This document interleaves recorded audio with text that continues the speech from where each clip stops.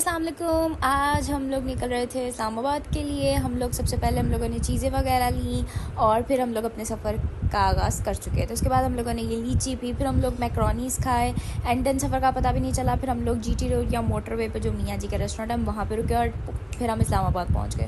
صبح ہم لوگ جب اٹھے تو یہ اسلام آباد کا موسم ایسا تھا. پھر ہم لوگ تقریباً آئی تھنک اسی ٹائم میں نکل گئے تھے اسلام آباد سے ناران کاغان کی طرف. ہم سب سے پہلے پہنچے بالا کوٹ پہ. یہ جو برج ہے نا, یہ بالا کوٹ کا ایک دریا ہے, بہت خوبصورت ہے.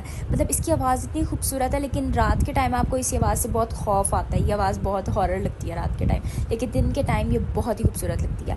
یہاں پر ہم لوگوں نے وہاں پہ کنارے پہ ایک ریسٹورینٹ تھا, ہم لوگوں نے وہاں پہ کھانا وغیرہ کھایا. اور یہ خرگوش جا کے یہ جگہ آتی ہے, اس جگہ کا نام ہے کھوائی. یہاں پر ہم 4:20 پہ پہنچے تھے اور یہاں کا پانی اتنا ٹھنڈا ہے کہ آپ یہاں پر زیادہ دیر کے لیے اپنے پاؤں نہیں رکھ سکتے اور واقعی آپ کے پاؤں فریز ہو جاتے ہیں. اس کے بعد راستے میں آپ کو جگہ جگہ پہ ایسی خوبصورت سی آبشار نظر آئے گی.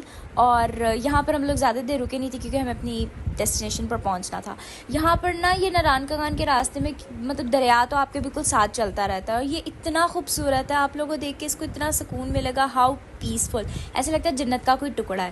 اس کے بعد ہم لوگوں نے وہاں پہ فوٹوز وغیرہ کھینچے اور ہم لوگ ناران کے لیے نکل گئے. یہ ناران کی ایک ہی ویڈیو جو میں نے لی تھی کیونکہ اس کے بعد میرا فون ڈیڈ ہو گیا تھا. صبح ہم لوگ نکل گئے تھے بابو سر کے لیے اور یہ جگہ, اس جگہ کا نام ہے بٹا کنڈی. یہ بہت خوبصورت اور پیسفل جگہ ہے. اور اس کے بعد یہاں پہ میرے ماموں ریسٹ کر رہے تھے. پھر ہم لوگ بابو سر کے راستے پر تھے تو وہاں پہ کوئی مسئلہ بن گیا تھا تو ہم تھوڑی دیر کے لیے یہاں پہ رکے, لیکن پھر ہم لوگ اپنے راستے پہ پھر نکل گئے. اور یہاں پہ بادل اتنے خوبصورت تھے, کیا ویو تھا یار. میرا دل چاہ رہا ہے میں یہاں پہ واپس دوبارہ چلی جاؤں. ٹھیک ہے, پھر ہم لوگ بابو سر ٹاپ پہنچے اور وہاں پر بھی دھوپ ہی تھی, ہمیں برف نہیں ملی. اور یہاں پہ ہم لوگوں نے زپ لائن لی, دو پہاڑوں کے درمیان انہوں نے ایک زپ لائن بنائی ہوئی تھی, لیکن وہ بہت مزے کی تھی. اس کے بعد ہم لوگ واپسی پہ لولو سر جھیل آئے تھے اور یہاں کا پانی اتنا اسپارکلنگ تھا کہ یہاں پہ بہت شائن کر رہا تھا پانی. پھر ہم نے اسٹنگ پی. واپسی پہ ہم لوگ بالا کوٹ پہ جو وہ ایک چائے والا فیمس نہیں تھا, ہم لوگ وہاں پر آئے. وہاں پر اس کا ایک ریسٹورینٹ تھا, ہم لوگوں نے وہاں سے چائے وغیرہ پی, سینڈوچ وغیرہ کھائے اور پھر میرا فون ڈیڈ ہو گیا. میں آپ کو دکھا رہی تھی کہ یہاں پہ وہ یہاں پر فیمس ہوا اور اس نے یہیں پہ اپنا ریسٹورینٹ بنایا. رات کو ہم لوگ اسلام آباد پہنچ چکے تھے اور صبح ہم لوگوں نے اسلام آباد کو ایکسپلور کرنا تھا. ہم لوگ گئے سب سے پہلے فیصل مسجد, وہاں پہ اپنا ٹائم گزارا. اور میں آپ لوگوں کو ایک بات کہنا چاہتی ہوں کہ فیصل مسجد ایک مسجد ہے, اس کو اپنا پکنک پوائنٹ مت بناؤ.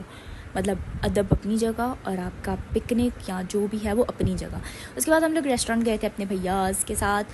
پھر ہم لوگوں نے منی سو پہ کافی زیادہ چیزیں دیکھی اور پھر ہم لوگ تھک گئے تھے. اور پھر ہم لوگ ایک وہاں پہ بازار تھا, ہم لوگ وہاں پر گئے. وہاں پر ہم لوگوں نے یہ سلش اور یہ جو بھی ٹھا سوڈا تھا وہ پیا.